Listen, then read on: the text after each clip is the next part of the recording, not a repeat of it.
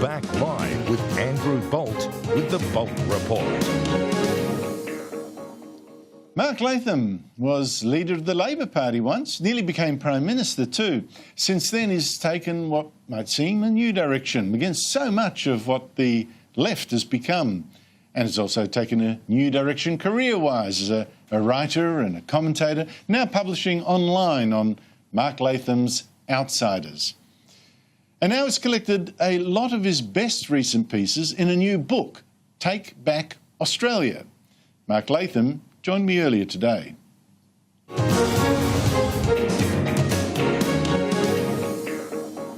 Mark Latham, thanks for joining me. Your book, it's titled Take Back Australia. Take it back from who? Well, Andrew, I think we've been subject to a cultural invasion through our institutions over the last 10 or 15 years. So you're taking it back from the leftist elements that are pushing political correctness, divisive identity politics, various forms of cultural Marxism, and you know, the very best things about our national traditions are being lost. Freedom of speech, merit selection, the resilience of the Australian character, and also larrikinism. You know, it's a concerted attempt on the basics of male culture in this country. So a lot of Australians have said to me, look, there's madness in the media every day of this kind. What does it mean? Where's it come from? And what can we do about it? And that's why I brought out this book, Take Back Australia, to provide a summary and an explanation to the public as best I can of what's been going on.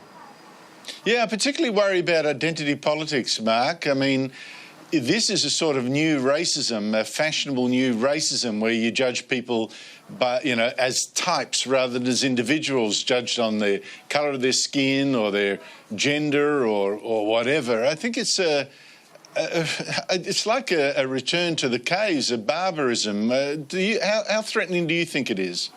Well, it's a very primitive doctrine that instead of getting to know someone and judging them on individual character, merit, work ethic, you look at them, and supposedly you know everything about them and how they should be treated in society. So it's not only divisive, it's very primitive. But, you know, I come at this from the angle of social justice. Rightly or wrongly, I've spent a good part of my adult life thinking and writing about social justice theory, and the conclusion I've reached is that if you want a fair society, the only thing you can do is treat each individual on merit.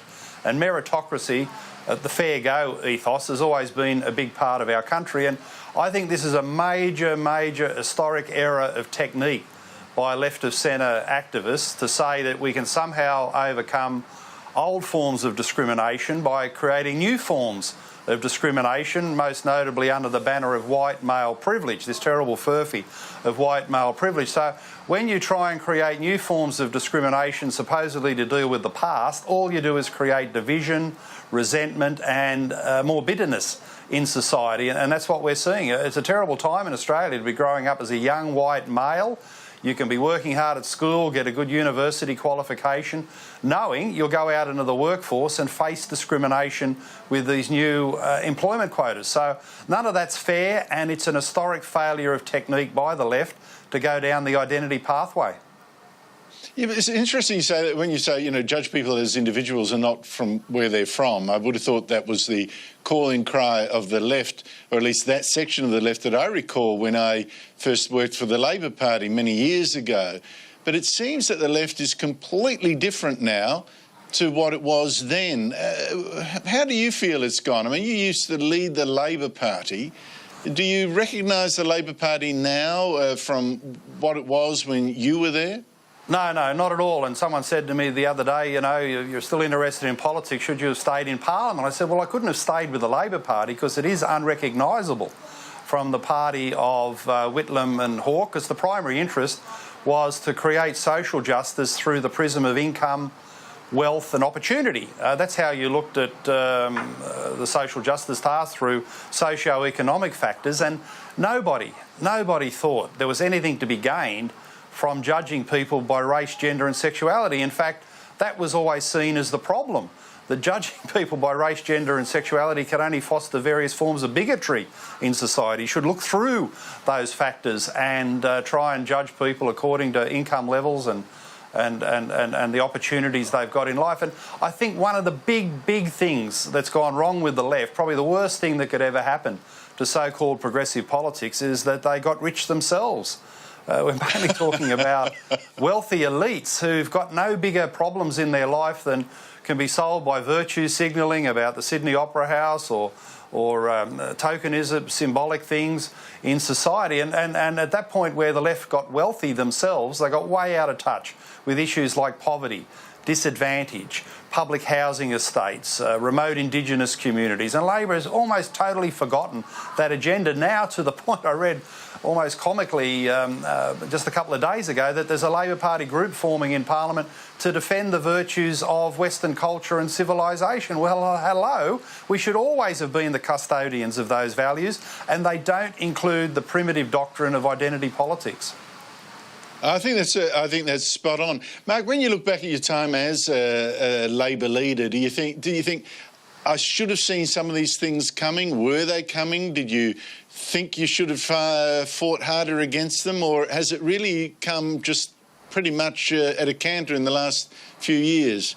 Well, there's been a flood in recent times, certainly a flood from the time of Gillard onwards, I think, in the Labor Party. Gillard herself was a statement of identity politics, that a female leader and Prime Minister would fundamentally change politics. Well, that was an historic failure.